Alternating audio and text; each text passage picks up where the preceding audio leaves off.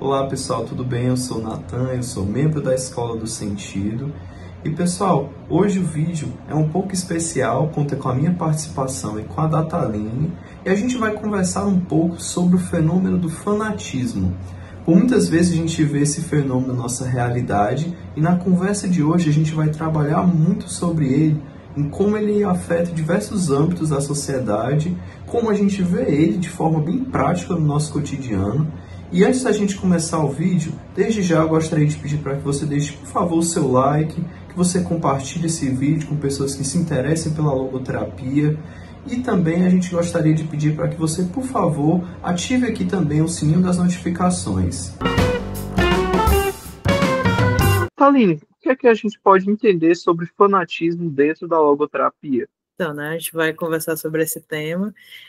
Viktor Frankl, ele nos traz uma leitura que ele via da sociedade da sua época, né, algumas décadas atrás da nossa, mas que lhe eram contemporâneas, e ele foi destacando algumas atitudes, que ao todo ele elencou em 4, que ele entendia como patologias da época.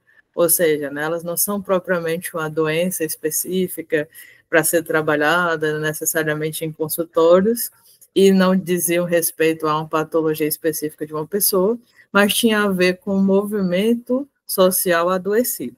Então, exemplos dela, né, a atitude provisória, a atitude fatalista, mas que a gente quer destacar aqui hoje é principalmente a atitude fanática.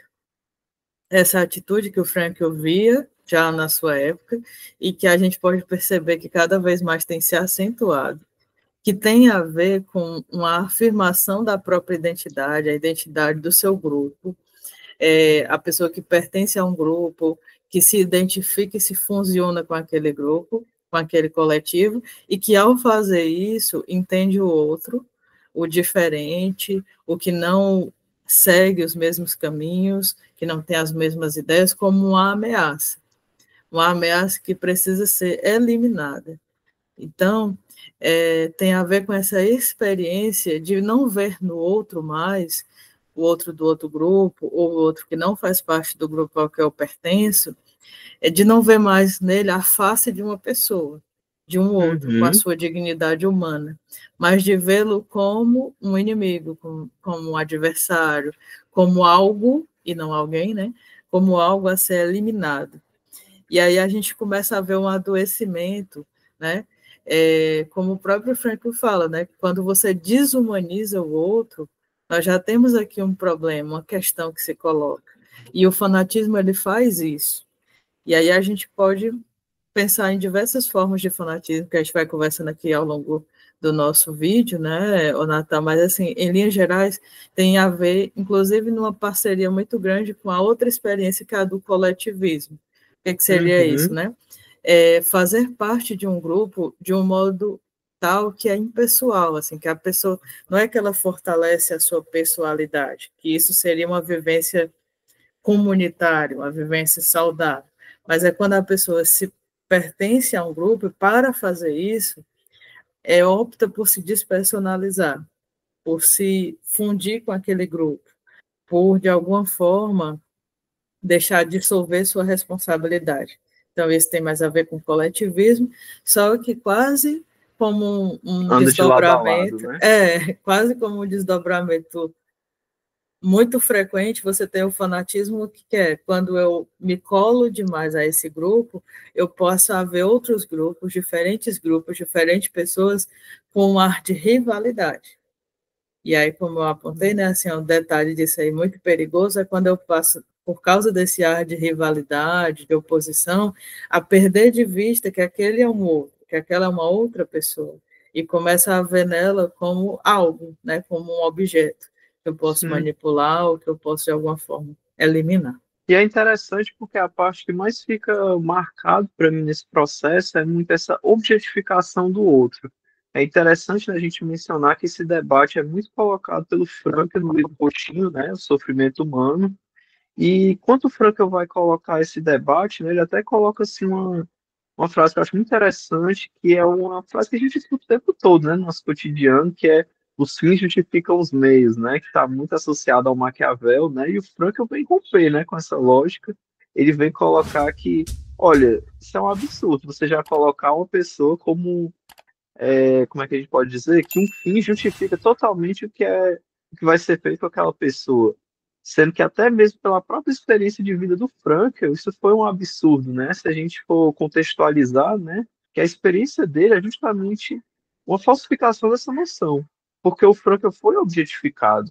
É interessante a gente ver isso, né? O livro dele, Em Busca de Sentido, mostra muito bem a aplicação dessa ideia na realidade, como foi devastadora toda aquela noção. E é interessante você ter falado como ele anda de lado a lado, né? O fanatismo com essa ideia de coletivismo, né? Do ser humano que se dissolve na multidão, até porque a gente teve um vídeo recente que trata sobre isso, né? Sobre essa inautenticidade, né? Também está muito atrelado nesse sentido. Quando você estava falando sobre a experiência do Frank, me veio a lembrança de que no próprio livro do Em Busca de Sentido que você mencionou, né, o Frank ele se apresenta como um prisioneiro e traz um número, que era o número dele nos campos de concentração, né? E isso fala muito, ao longo do Em Busca de Sentido, a gente vai encontrando muito isso, como pessoas que passaram pela experiência dos Franks no campo de concentração não eram vistas como pessoas, né? Mas que tinham esse caráter de objeto, de funcionalidade. Funcionalidade, inclusive, que quando era perdida de alguma forma, a pessoa era mesmo eliminada numa câmara de gás, né? Então, assim, acho que essa simbologia do número, de ele não ser, você deixar de ser seu nome e seu sobrenome, e se tornar um número de prisioneiro, mostra esse processo de objetificação que você mencionou. E agora, né, Thaline, interessante porque a gente estava conversando um pouco aqui sobre o contexto de vida do Frankl, né, sobre como essa questão do fanatismo apareceu naquele contexto da Segunda Guerra e como o fanatismo era muito forte em voga, mas se a gente reparar um pouco, né, hoje em dia a gente percebe esse fanatismo em vários âmbitos. É interessante que, pelo menos aqui no Brasil, a gente percebe, eu, pelo menos, a primeira imagem que me vem é a questão partidária. O como, por muitas vezes, o alinhamento a certas pautas de certos partidos acaba levando que o outro seja completamente assim objetificado e ele seja tratado como um número também, né? E, é- e, é- e é interessante que não vai só nesse campo político, né? Porque ainda está um pouco atrelado ao Frankel isso, mas até mesmo com a questão esportiva também é interessante, né? Esse fenômeno. Fala um pouco sobre isso.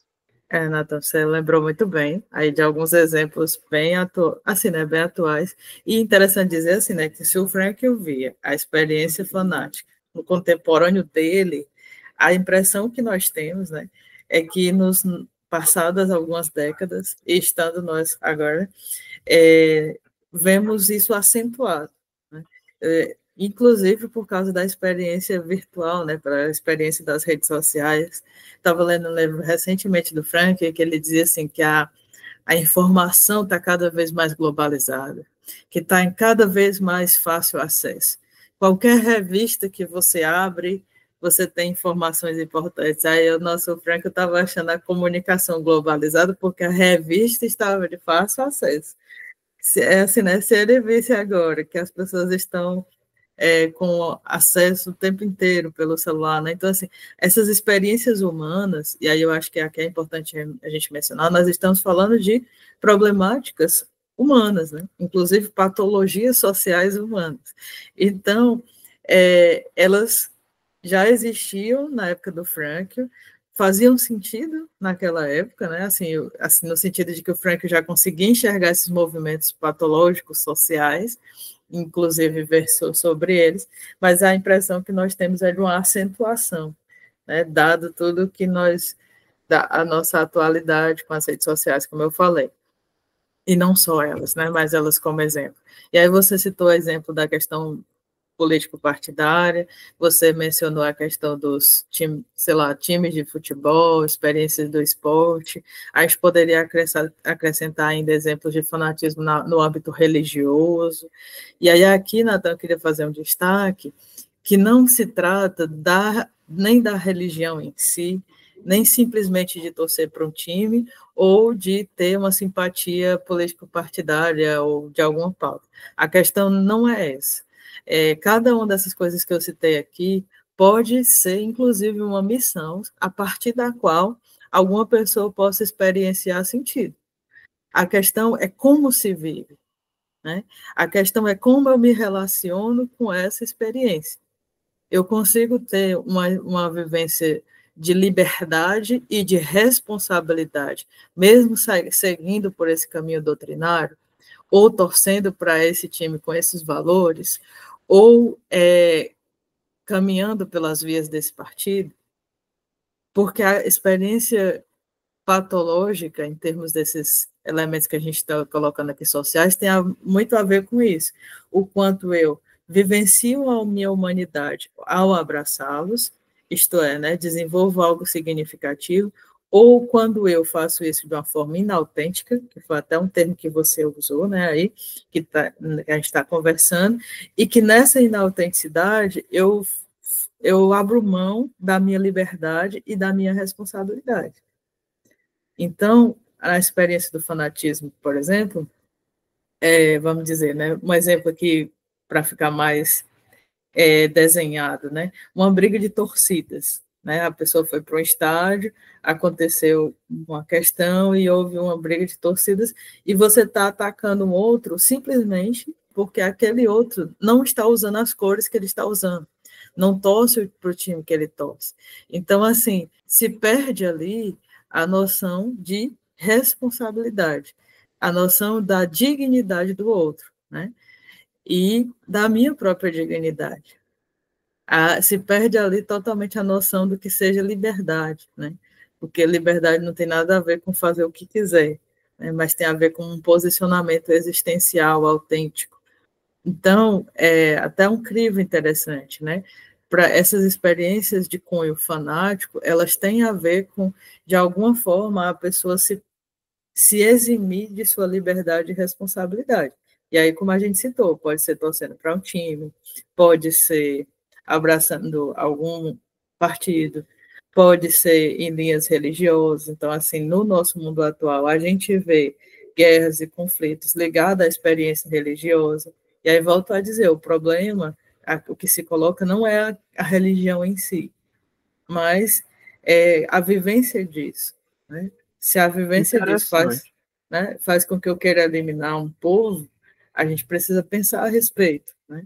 Mas a gente vai conversar sobre pensar a respeito mais para frente, né? Sim, com certeza. Mas você contou duas coisas que eu achei muito legal, né? Você falou, olha, não é a coisa em si, né? A gente está falando da relação que se estabelece, né, com essa coisa.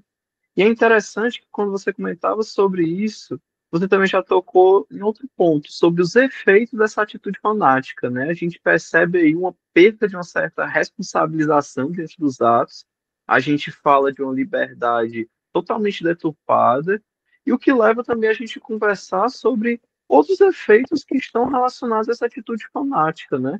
Pelo menos a gente percebe também quando essa atitude de objetificação eu noto muito também, por outra via, né, andando de lado a lado, uma certa exclusão social. O indivíduo, a partir do momento que ele começa a objetificar o outro, a gente percebe que ele se exclui do meio social, né? Interessante isso, né? Ele sempre tem uma atitude meio de eu ou nós contra eles, e esse nós é muito reduzido às vezes. Então acaba que o próprio círculo social do indivíduo acaba diminuindo bastante. E quando a gente vai olhar, e a gente vai conversar talvez um pouquinho mais à frente sobre isso, como isso é comum nas redes sociais, né? Como é comum esses grupos muito fechados nas redes sociais que não conversam com mais ninguém. E também me veio muita noção desse. Não sei como chega isso para você, mas também chega uma noção para mim de que essa atitude fanática acaba muitas vezes levando, talvez, conflitos internos no indivíduo. Por muitas vezes, talvez ele sofra com certos conflitos que vão se estabelecendo a partir dessa exclusão.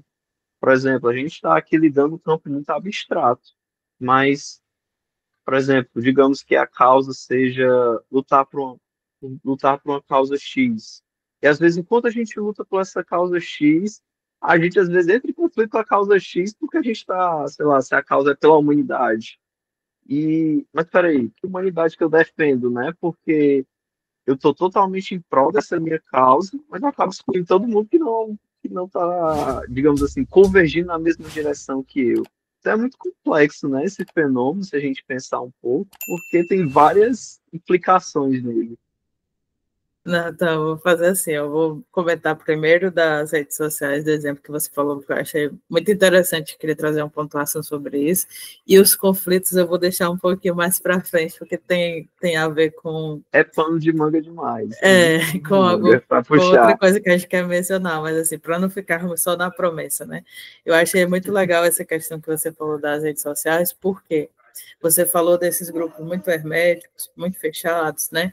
E assim, a gente às vezes pensa em eliminar o outro, essa palavra eliminar o outro, como a violência física, né? Ou como a morte de alguém e tal.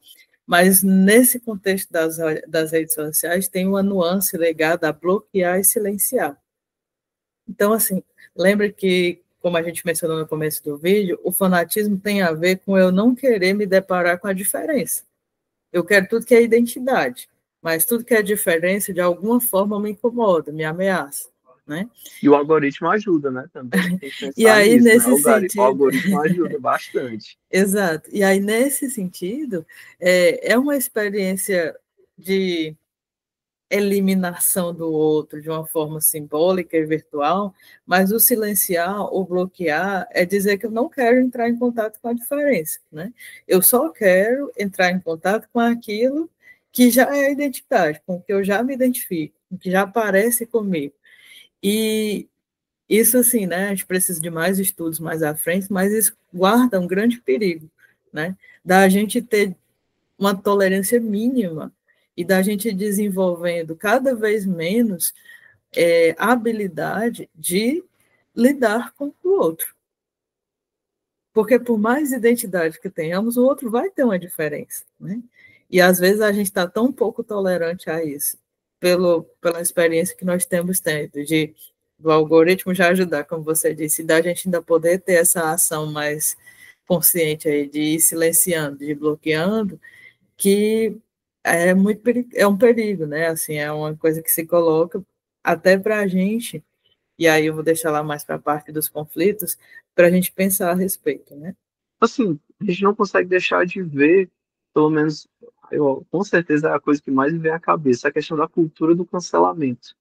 Como a gente percebe muito isso enraizado, você falou da questão de silenciar, de bloquear, mas a cultura do cancelamento, nossa, talvez ela esteja tão em voga nos nossos dias, porque o fanatismo é uma pauta extremamente, pode não ser tão falada, mas implícita, e o tempo todo rodeia com um pano de fundo as redes sociais, com certeza.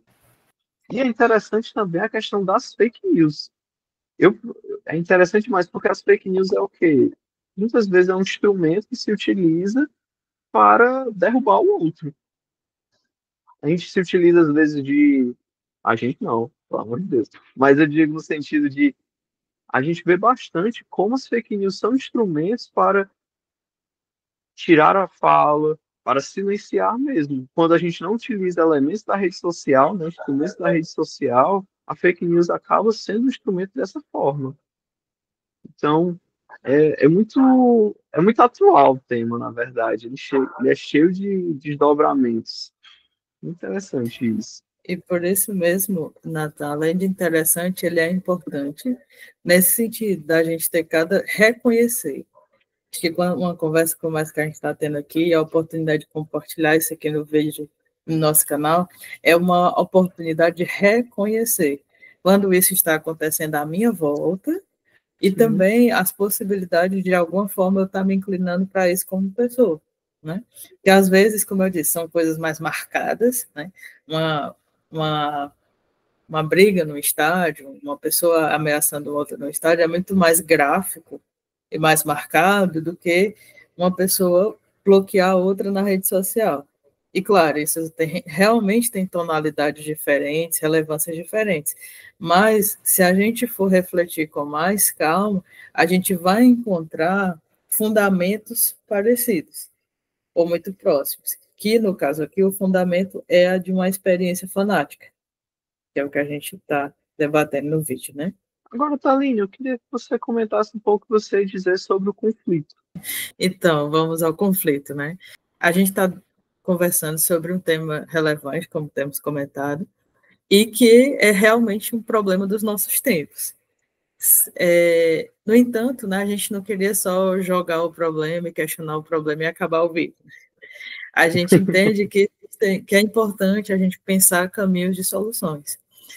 Vocês que estão aqui no canal da Escola do Sentido já devem imaginar que não existe resposta mágica, simples, fácil, receita de bolo, é um passo a passo que faz isso, faz isso, faz isso e supera o fanatismo. Por tudo aquilo que a gente já vem construindo aqui no canal, as nossas conversas que a gente vem amadurecendo ao longo dos vídeos, ao longo dos meses, ao longo dos anos, né? Daqui da Escola do Sentido.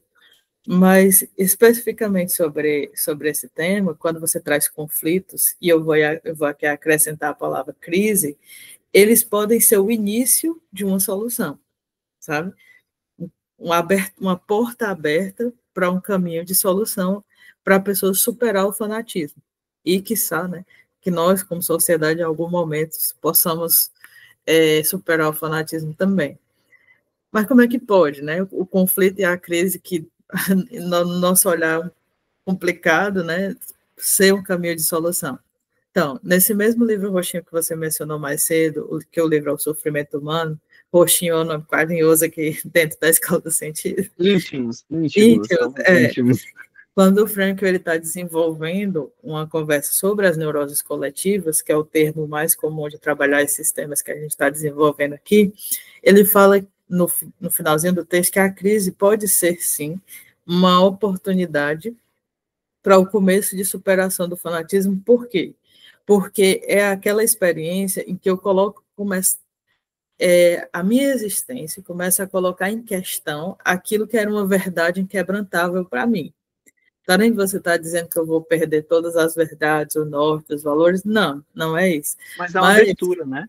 Isso. É uma abertura. Mas é, inclusive, uma oportunidade de você fazer uma experiência autêntica com esses valores, se for o caso. Mas a questão é que, de alguma forma, a crise faz, como você disse, Nathan, a gente se perguntar, né? Vamos dizer que eu esteja escolhendo lutar uma causa pela humanidade, como você falou, de uma forma bem genérica, né? Para a gente ter um exemplo. Em algum momento, é importante, ou alguma coisa aconteceu, ou alguma coisa que eu fiz não tem exatamente a ver com aquele discurso que eu falava, eu penso, poxa, peraí, mas de que humanidade eu estou falando? Se eu estou lutando por esse caminho aqui, e nesse caminho eu estou começando a atropelar pessoas. Não era pela humanidade que eu estava lutando?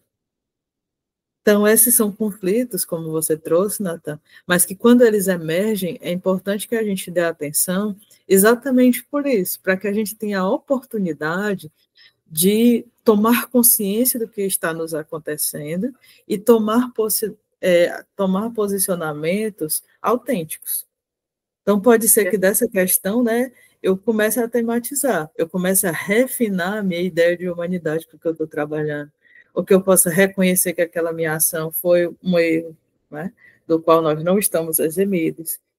Então, mas queria te ouvir. É interessante, né, porque é como se fosse a partir de um conflito da consciência, né, lidando com esses valores, é que emerge uma solução, né, que tem muito a ver com a forma que o Frankl propõe no livro, né. Ele vai dizer assim, é muito interessante que o Frankl, ele não dá a saída fácil, né, mas como você falou, ele dá um caminho.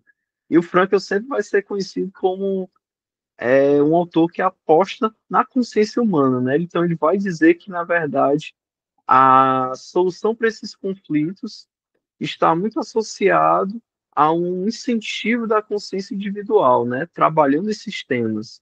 Que, na verdade, esse vídeo cumpre um pouco disso, né? A gente está aqui, na verdade, para incentivar, né, para instigar essa consciência individual acerca desse fenômeno, né, de hoje. Então, acho que a gente pode dizer que estamos bastante satisfeitos com a conversa de hoje. Não sei você, mas para mim, podemos ter passado aqui bastante tempo. Eu queria só acrescentar esse ponto da consciência que você trouxe, assim, só mesmo para a gente arrematar, né, e desenvolvendo nossas considerações finais, que quando a gente vai fazendo esse exercício que você falou, de tipo, de conexão da consciência com o conflito, com a crise que se apresenta, a gente vai ter na oportunidade de vivenciar o autodistanciamento. Peraí, mas o que eu estou realmente pensando? O que eu realmente estou fazendo? Quais são minhas sensações? Às vezes a gente conversa com as pessoas assim, eu fiz algo, eu acho que nem é errado, mas eu fiquei com a sensação ruim, sabe? De que eu tinha que pedir desculpa, de que eu tinha que corrigir. Essas sensações, às vezes essas impressões que a gente tem, são uma captação da consciência exatamente de que houve uma dissonância entre o que eu acredito, que eu verbalizo que acredito, e aquilo que eu estou fazendo, né? E a forma como eu estou agindo. Então, superar não só o fanatismo, mas as outras experiências de neurose coletivas, tem a ver com, diante de se deparar com a crise, se permitir se questionar. Como disse você, né, assim, fazer essa aposta na consciência, e que se a minha consciência está captando algo, se ela está tendo algumas impressões, eu preciso dar atenção a isso. E ao fazê-lo, a gente retoma aos poucos nossa vivência de autodistanciamento, né, assim, mais acesso e mais atenção àquilo que eu penso, para realmente ver se está congruente, autêntico com o que eu vivo, aquilo que eu sinto, eu estou dando atenção àquilo que eu sinto, como eu falei, e aí fazendo uma conexão com um outro ponto que está associado, um outro ponto que também a gente pode puxar aqui com relação a isso, que é a autotranscendência. Então, a autotranscendência tem a ver com dirigir-se ao outro, na qualidade de outro, vendo nele uma pessoalidade, né? E exatamente quando a gente se permite isso, a gente supera aquele olhar para o outro como um objeto. Então, apostar na vivência da consciência, de retomar a partir da crise, essa noção, a gente vai tendo experiências de autodistanciamento, e às vezes na crise é um momento em que a gente se abre mais para as outras pessoas, que a gente se permite ser cuidado, que a gente se permite dialogar mais, que a gente busca ajuda. Fazendo isso, a gente assim, exercita, vivencia a autotranscendência, e essa vivência da autotranscendência como que nos prepara para realmente superar o fanatismo. Eu vou ver que mesmo aquela pessoa diferente de mim, ou que pensa diferente de mim, ou que tem valores que direcionam ela para outro caminho, mesmo assim ela foi capaz de me acolher, ela foi capaz de me ajudar, ela foi capaz de me escutar. A gente conseguiu se conectar como humanos, mesmo diante das nossas diferenças. E essa é uma grande oportunidade de superar o fanatismo, que, como eu dizia no começo, e para fechar minha fala, o Nathan, né, assim, não se trata de agora você abrir mão das suas convicções políticas ou religiosas, ou da sua vivência de inúmeras possibilidades, né, assim, de caminhos, não tem a ver com abrir mão deles, mas tem a ver com não fechar-se e não se confinar só a eles, né, e não ficar desconectado nem do mundo, em termos existenciais, né, não só em termos de redes sociais, nem das outras pessoas. Interessante, assim, eu acho que você sintetizou muito bem toda a nossa conversa, né, de hoje. Você colocou que trata-se, na verdade, não de abrir mão das convicções, até porque a logoterapia não entende que isso é bom. Pelo contrário, a gente entende que essas convicções são um recurso que a gente tem, na verdade, de encontrar sentido, mas sim, na verdade, em estabelecer uma relação, digamos, significativa de fato, porque é uma ilusão a gente pensar que o fanatismo é uma vivência autêntica, como a gente falou, que é de fato, uma vivência que vai trazer significado para as nossas vidas. Então, eu acho que a gente fecha o vídeo de hoje muito bem, sintetizando todos esses conceitos e compreendendo essa atitude fanática como uma perca da nossa humanidade, como uma perca de uma vivência significativa e valorosa. Bom, espero que você tenha gostado da nossa conversa. Eu e o Nathan quisemos compartilhar com você sobre essa noção de fanatismo a partir das fundamentações e dos escritos de Viktor Frankl, pensando nas nossas experiências atuais também, e também pensando nos caminhos de superação. Gostaria de lembrar você que é importante que você nos siga no Instagram, no nosso perfil. Para isso, basta clicar no link que a gente deixa no primeiro comentário aqui desse vídeo, e você vai ter a oportunidade de ficar cada vez mais próximo de nós, conhecer as nossas atividades. A gente tem muitas ações que vão desde minicursos, aulões gratuitos, cursos em plataforma, grupos de estudo, turma de supervisão. Então, ao longo do ano, a gente vai desenvolvendo várias atividades na nossa equipe da Escola do Sentido e aberta ao público que você pode participar. Então, nos siga lá no Instagram, não perca essa oportunidade. Lembre de compartilhar esse vídeo com outras pessoas que se interessam também por esse tipo de reflexão, pela logoterapia, pelos escritos de Viktor Frankl.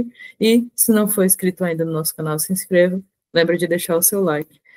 Comenta aqui no espaço dos comentários o que você achou da nossa discussão, se você teve alguma dúvida, ou se você gostaria de deixar alguma sugestão de tema para próximos vídeos, e nos encontramos em próximas oportunidades. Até lá!